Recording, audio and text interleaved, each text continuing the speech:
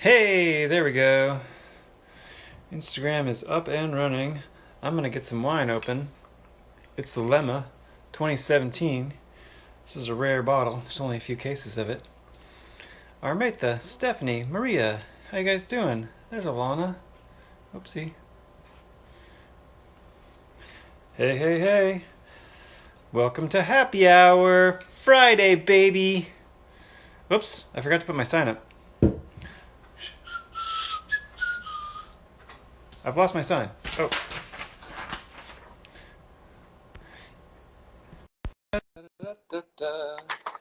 Here we go. Here's the sign. I'm gonna put up the sign. Just a second. I'm gonna wait till Alana comes on. As always, we get a quick view of the street outside of our Winslow Way location, and then we get to see Alana. Yay! Just like you guys to Can you know see what's me? going She's on, in slow motion. on downtown Bainbridge. You're in super slow mo. This happened Oh yesterday no. too. Anyway, entertain the people while I put the sign up. Ooh, Maria's got 17 more red. Smoky, smoky red. Hope you're having that with like a good smoky cheese. I am excited. Super production values. All right. Welcome everybody. You can see I'm wearing my hat today because my hair looks stupid. So keeping the hat on. Just one of those days.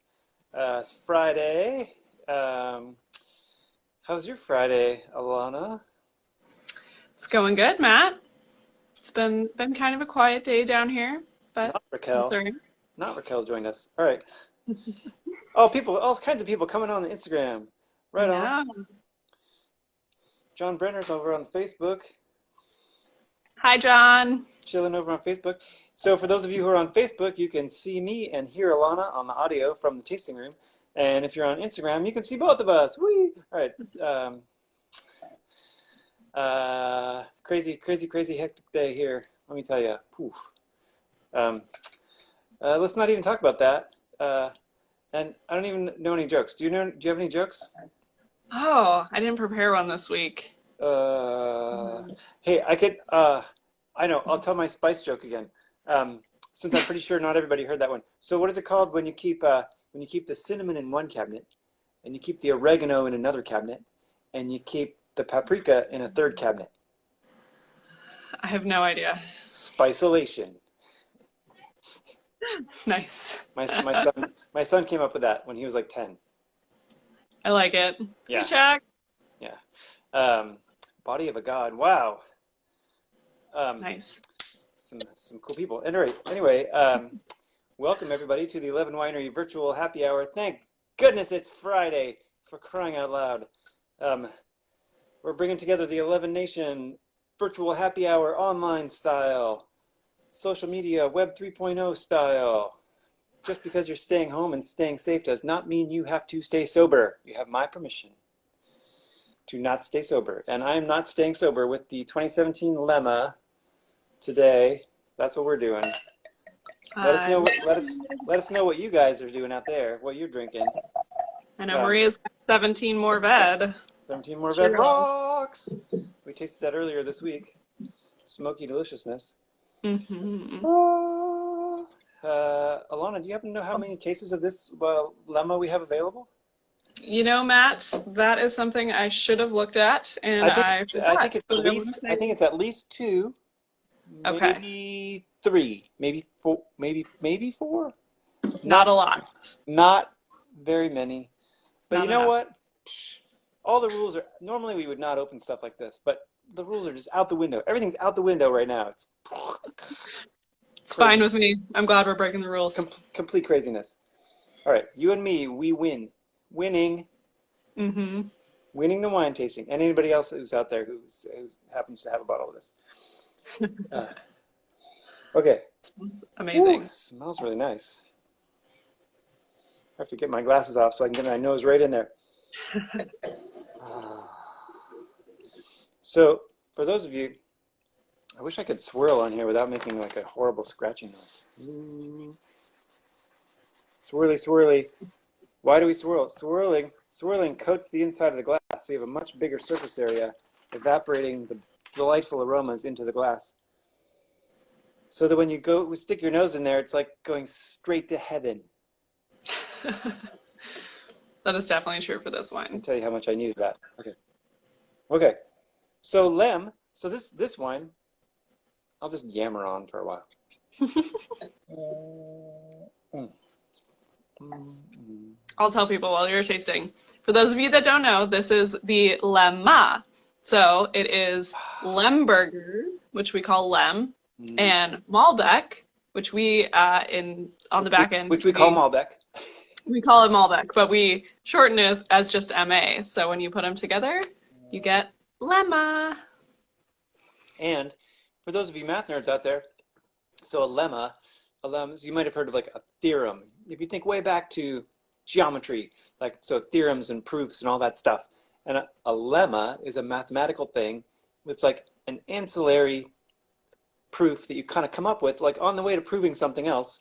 Say, oh, I wanted to prove like a squared plus b squared equals c squared, my right triangle thing. And along the way, you discovered something else and like proved that. It's just an ancillary thing. That thing has a name. It's called a lemma.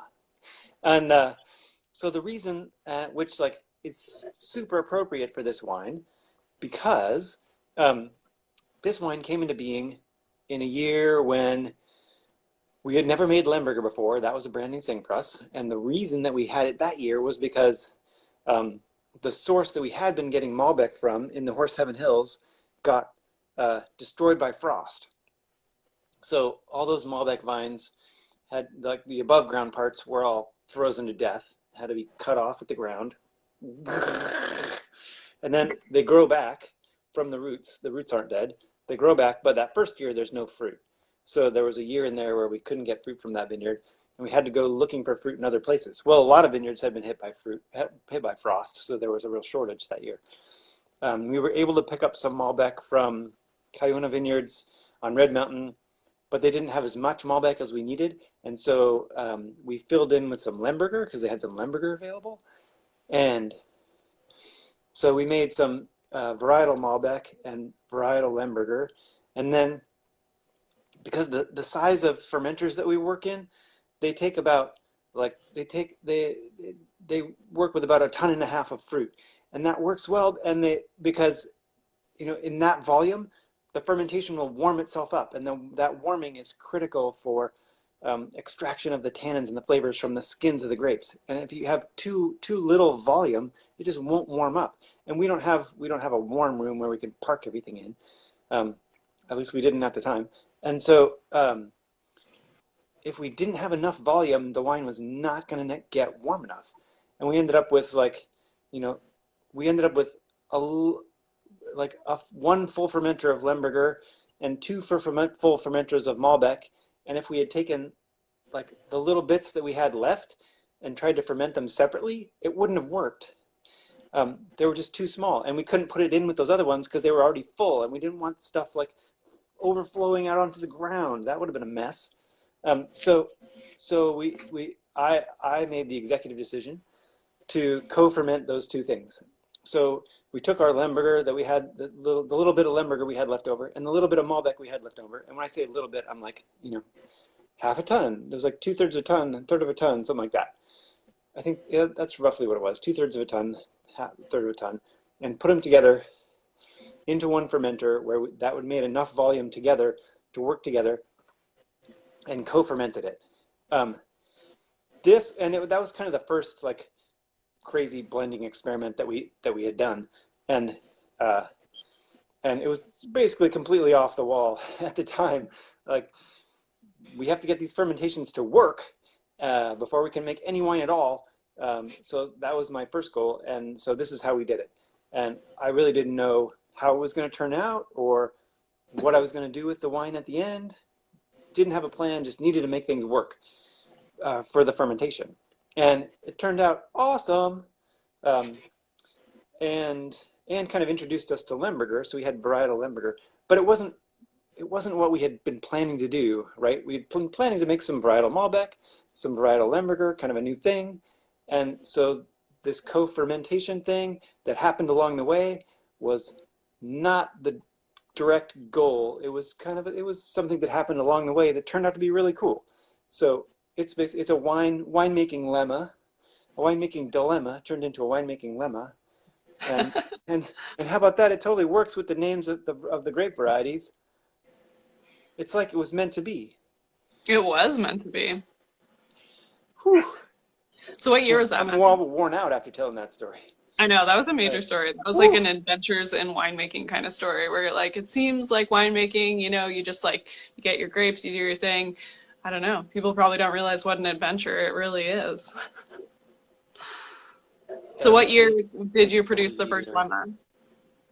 Um, well, it was still when we were making wine out of my garage. So prior to 2011, um, and I think it was like 2008, something like Right. that. Yeah. And interestingly, we made varietal Lemberger as well for the first time that year. And then the next year, our Malbec had grown back, and so we didn't get Lemberger and got Malbec instead. And then the the following year we bottled the Lemberger, and people loved it, and I loved it. So we bought more Lemberger that year. So it was kind of on again, off again with Lemberger for a few vintages, and since then we've been doing it consistently every year. Um, yeah. And the Lemberger brings like really bright cherry, and the Malbec has like really black cherry and soft, and the Lemberger is really bright cherry and a little bit more acid. So they work together really well in like crazy cherry, delightful melange awesomeness that is this. Subsequent vintages have not been co-fermented; they've been blended after the fact.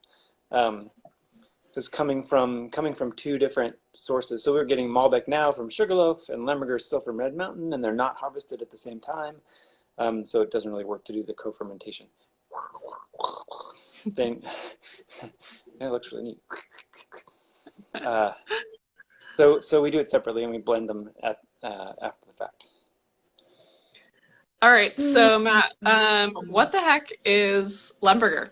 A lot of people ask that question in the tasting room. They're Lemberger. not familiar with And it. is it They've not. related to Limburger? And what's the deal there? So Yeah. Limburger is stinky cheese named after a part of Germany where they make this stinky cheese. I'm assuming it's Germany. Germany, Switzerland. I don't know. German, probably. I'm going with Germany. Uh, Lamberger is also known as Blue Franc, or in its native Austria, Blaufränkisch. Um, so it's a grape variety that was planted kind of in the early days of the Washington wine business. And at Kiona was the first vineyard on Red Mountain, and they planted some Lemberger there early on when people thought, oh, Washington, it's so far north. We'll plant the cool climate varieties, really cool climate for grape growing, and they were growing it there. Um, I don't know, it's confusing to me. Like, did they not have the historical temperature data that showed them that it's freaking hot in eastern Washington, like hotter than Bordeaux? Um, I don't know what was going on, but anyway, they planted Lemberger, and that's kind of how it got established here. But it's been kind of crowded out by Cabernet and Merlot and Syrah, um, and I think it's got a name problem. It's got a marketing problem. If it were called, I don't know, something more cute, then it would probably be doing great. Maybe it'd be something we could hang our hat on. But yeah, unfortunately, it's got this silly name that's with negative connotation. So we just call it Lem. People love it. It's delicious. It is delicious. I'm sad we don't have any right now, Yeah, but we're this sold is out right now. awesome. But we have quite a bit coming up that'll be bottled in June, um, and good Lord willing, and the creeks don't rise. Uh, anyway, it'll be bottled in June, and I'm not sure when we'll release that, but probably pretty soon thereafter. Um, yeah, yeah, yeah. Yeah. Yes, Chuck, we do have Lemma at the Winslow location. I'm going to bring some more down tomorrow because we don't have very much right now. So I'm very Blaufränkisch. much. See, I think Blaufränkisch is like, yeesh. That's just as hard to say. We could call it blue franc, I guess. But that sounds a Yeah, little bit like blue nun. We we're going with Lem. We're sticking with Lem. Lem sounds friendly and nice and happy, right? I like it. You know, I have a question. I have a thing I'm wondering about this lemma. What are you wondering, Matt? I'm wondering how it tastes with Viognier. Oh my gosh, no! Can't. Yes, Don't do it. I'm There's doing it. already two grapes in I, there. Three is too many. you can't stop me. I'm going for it. Whoops, that's the back label. There's the front label. I'm doing it. All right, here we go. I'm just a little dab will do ya. All right. Whew. All It's right. amazing how just that tiny little amount Ooh, now it changes smells like tutti frutti. Wow, that's bonkers. This is a really fun experiment. it. Like, wow. Seriously, it smells it's got like bubble gum going on now. Oh, Cheers, weird. balls. All right. Mm.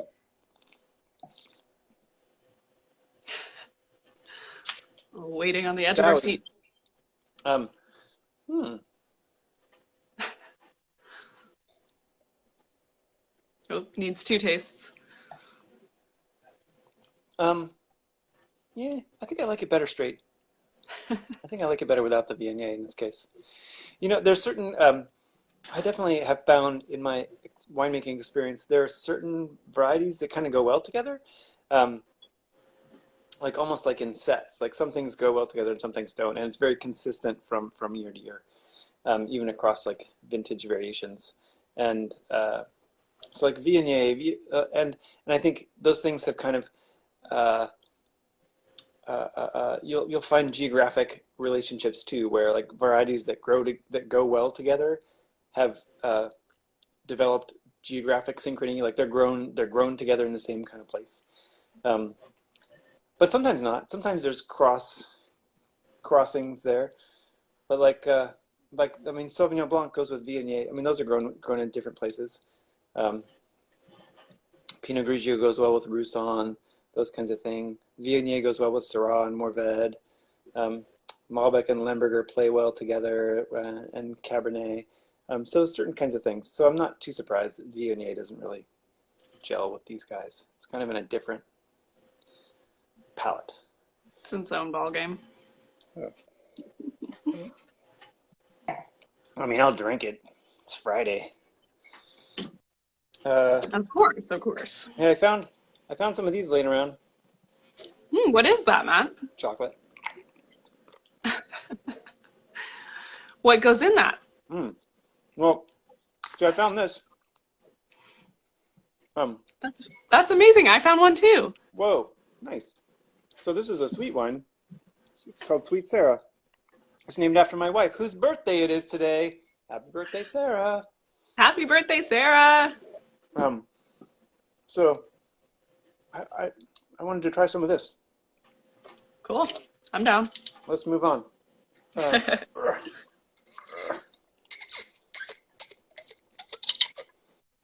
So, right. what's the story on this one, Matt? It is a Syrah So port yeah. named Sweet Sarah, which sometimes trips some people up. So, why is it named Sweet Sarah? So well, it's named for my wife, Sarah, and um, the first wine that I used this name on was a white wine. Essentially, the wine that we now call La Donella was originally named Sweet Sarah for one vintage. Ooh. And the very, very first time I took it out in public and poured it for people, they said, "Sweet Syrah, why is it white? You spelled it wrong." Like, oh, that's not gonna work at all. Um, so I gotta put my glasses on to pour this because there's some precision required here. Um, so I moved the name. I liked the name. I wanted to use it, so I moved it over to this wine because we're not allowed to call it port anyway. Of course. Because Portugal and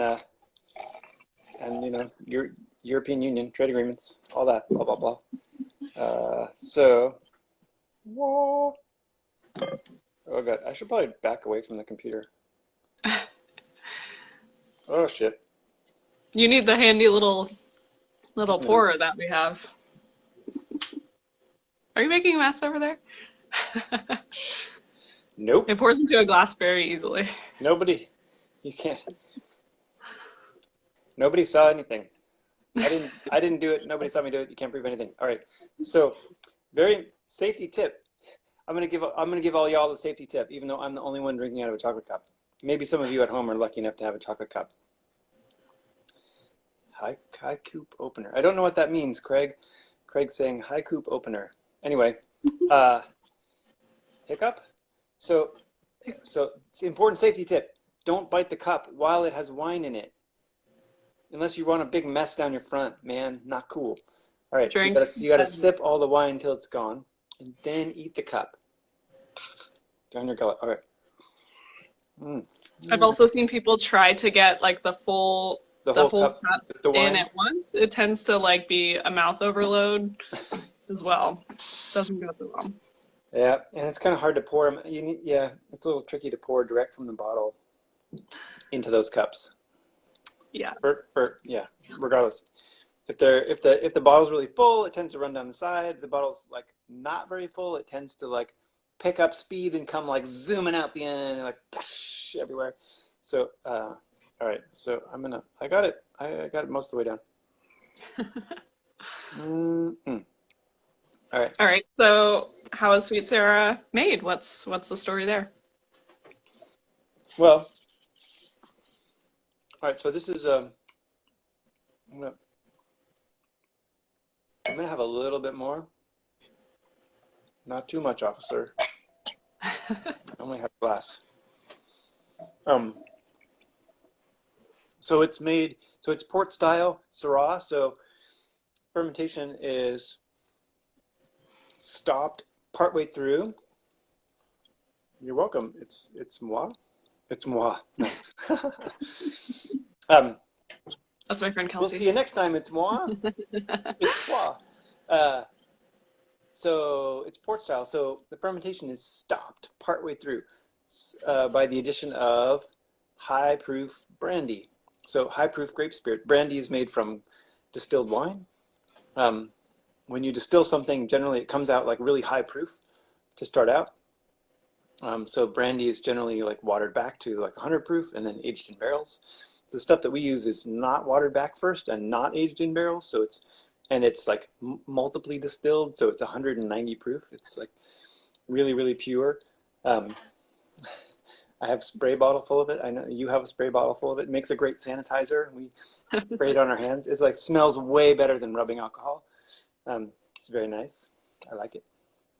Um, and so we, as it ferments, we monitor the fermentation, and when it gets close to the sugar level we want to have in the final wine, then we add the high proof brandy and get the total alcohol up over 18%, and that's enough to kill the yeast and stop the fermentation. Um, so there's some fancy calculations that go into that, and we have to monitor the fermentation every few hours to keep track, because it starts to move. It's exponential growth of those yeasties. So the speed of the fermentation is exponential too. Uh, so yeah, so there comes a point at which it's moving really fast. So it's kind of like, catching a falling knife, as they say. Every couple of hours. Wow. I didn't realize you had to be that on it. It's crazy. You can do some math and kind of predict like where it's going to go and what time, but it's often been like crazy weird time of the night when I have to do the addition. Yeah, these things happen. It's harvest. Yeah, and then it ages in neutral barrels for a while, and yeah, usually we age it in barrels just for the same amount of time as our regular red wines, so 2 years-ish kind of thing. Do we have any more of this coming?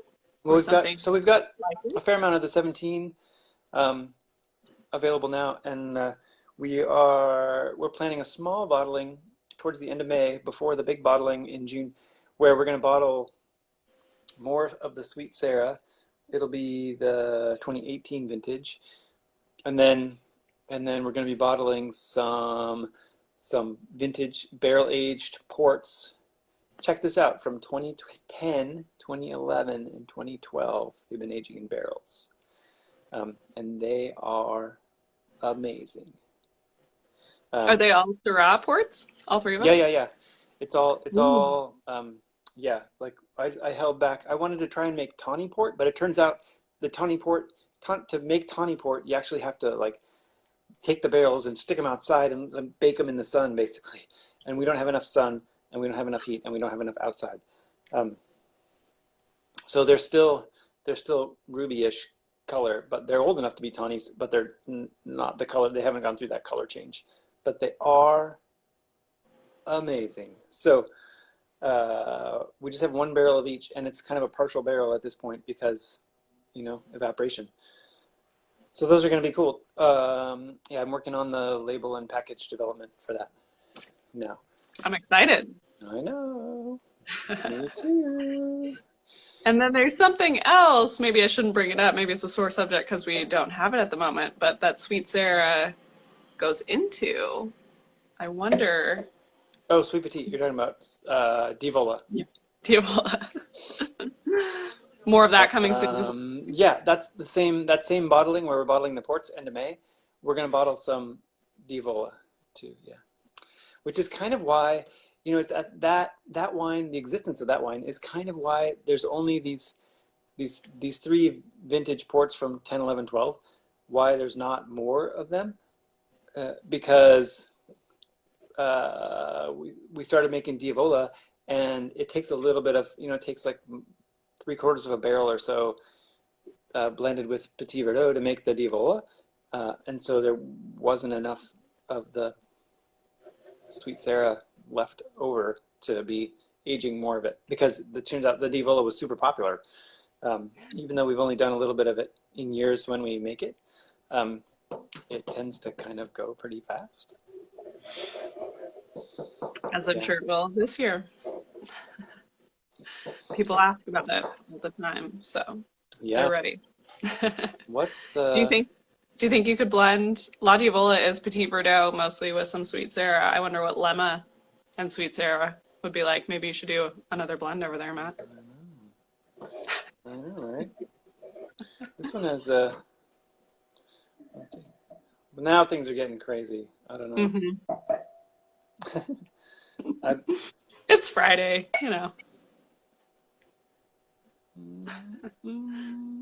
Right. Next week, so let's talk about next week.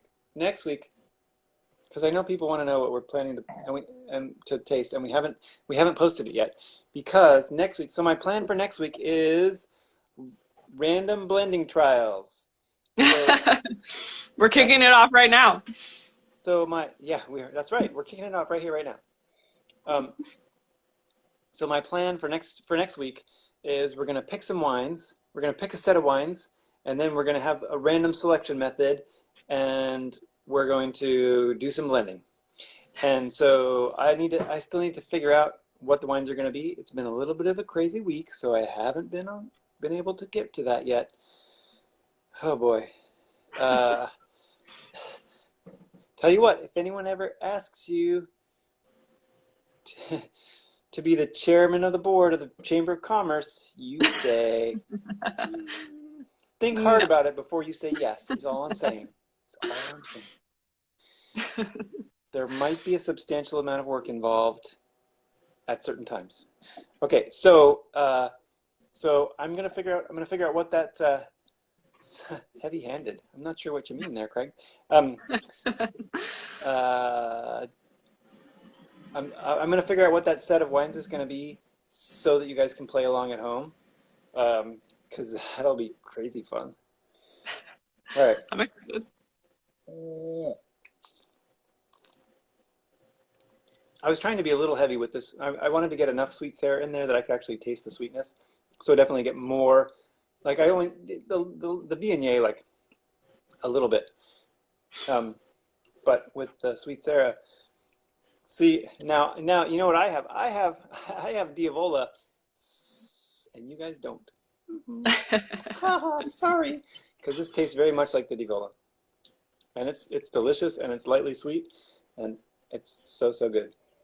You know, we Mwah. actually had, I recall, like All right. last month, some customers Ah, down in Chuck, I'm California eating your chocolate cups, Chuck. I don't. who were so missing the Diavola. They were so sad that we didn't have it that they actually bought a few Sweet Sarahs and then a couple, I think they got like a new Syrah and a Tempranillo and maybe a Ratio Rosso and like some other reds so that they could do their own blending with it. I told them to tell me how it goes. I haven't heard anything yet, but hopefully they write back and let us know. They were going to do their own So creations.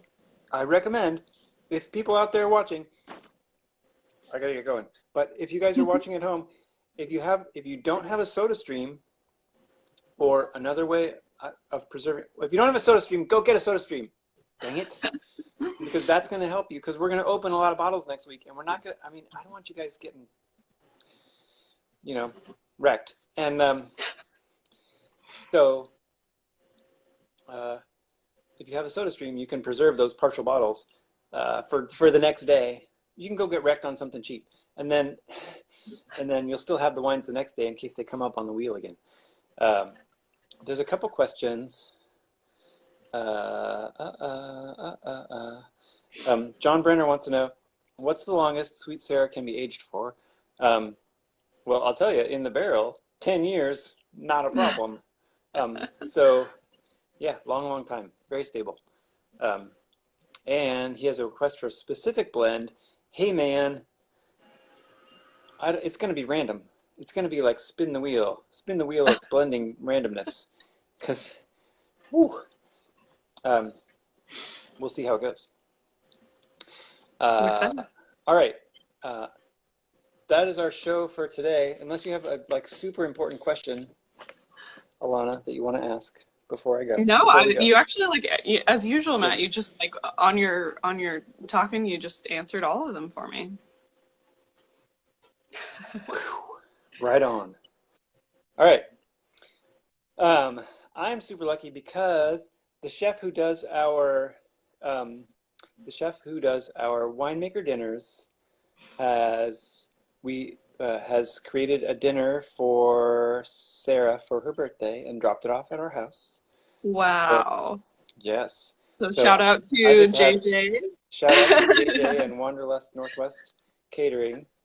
Amazing food. Still doing a little private, small catering jobs. If you guys are on the island, I mean, check that out. Hit JJ up. I'm pretty sure that's totally legal. And yeah. So with that, thank you guys Better all get to for that dinner. joining us. It's been a fun week and a fun Friday afternoon. Thank you so much, Alana.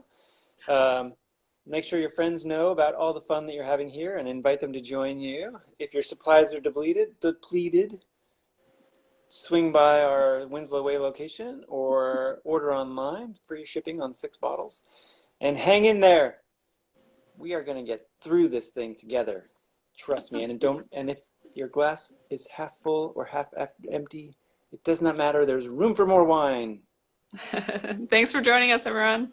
Have a great Have weekend, a good everybody. Thanks so weekend. much for coming and watching. Bye now.